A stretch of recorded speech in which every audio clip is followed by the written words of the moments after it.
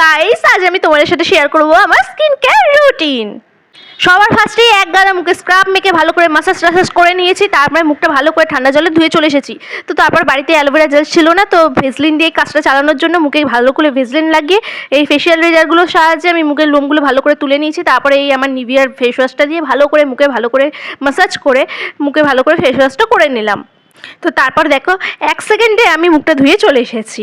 তো তারপর ভালো করে মুখটা মুছে একটুখানি আইস রোলারের সাহায্যে মুখটা ভালো করে বরফ দিয়ে ভালো করে ম্যাসাজ করে নিলাম, যাতে মুখে আর কোনো পিম্পল টিম্পল না বেরোয়, কিন্তু বেরিয়েছে, কিছু করার নেই। তারপরে মুখে একটুখানি সিরাম দিয়ে দিয়েছি। তো সিরাম দেওয়ার পরে মুখে ময়শ্চারাইজার দিয়েছি, তারপর একটুখানি লিপ বাম দিয়েছি।